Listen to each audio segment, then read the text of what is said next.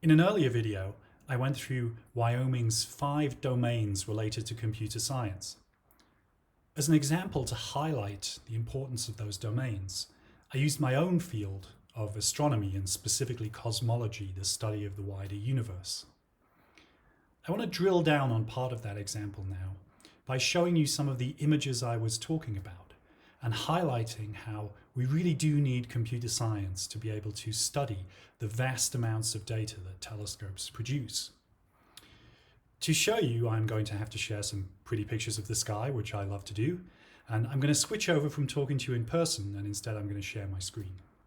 So if you remember, in my last video, I was talking about how telescopes take many images of the sky and then transmit them to universities or supercomputing centers where we can analyze them. Here's an example of such an image. You may notice that it is an array of beautiful colors, but what the telescope actually does is it takes images through multiple different filters. A blue filter, say, and a red filter, and a green filter. And these filters have been stitched together to make this one image of different colors that you're looking at. As I scroll around this image, you'll notice how many stars and galaxies are visible.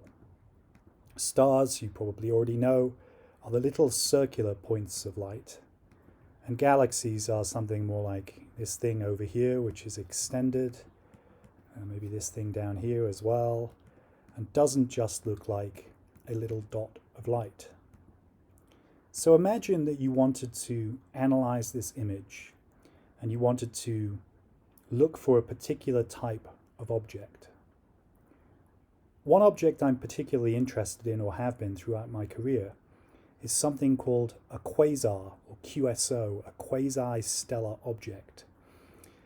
They're called this because they look like stars. They look like little points of light in the image. Consider this that I'm moving my cursor to at the moment. Quasars are actually the hearts of distant galaxies. These galaxies contain extremely massive black holes that are swallowing huge amounts of matter. The matter appears very hot as it's entering the black hole, because as you drop something down in a large amount of gravity, it's going to produce a large amount of energy, and large amounts of energy appear blue to the eye. So if you were engaged in a project that was trying to find the quasars in this image, you would try and find all the blue points of light. But the problem is, stars, and in particular very hot stars, again large amounts of energy, would also appear in these images as little blue points of light. So it's not as simple as saying this is a quasar and this is too and this is too. You really need to very carefully look at their colors. Only a very specific shade of blue corresponds to one of these distant luminous black holes. So what you might do by eye is go through and look for a particular shade of blue, and also you'd want a compact little dot, not an extended object like this galaxy over here.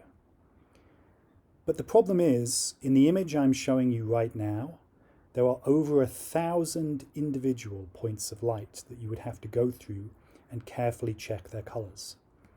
Moreover, in this entire video, I will only show you about 100 millionth of the possible area in the sky.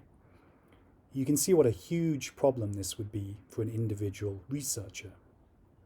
In fact, in the 1950s, some astronomers did go through one by one and look for all of the galaxies in images such as this galaxy, and catalogue them, and also catalogued things like clusters of galaxies. See these 4 galaxies close together.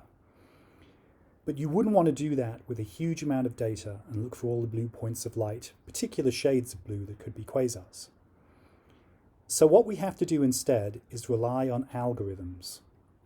We have particular algorithms we've written that can go into these images and extract what looks like a galaxy and what looks like a point of light. And we also have computer programs we've written that characterize the shade, the color of each of these points of light. This one looks blue, this one looks red. And so humans could never do this, but computers can go through each of these images, pull out all of the little dots of light, find things that are a particular shade of blue, and those things might be quasars.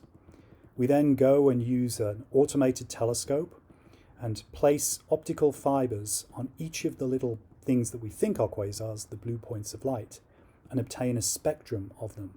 From the spectrum, we can distinguish whether something is a quasar or whether something is a star.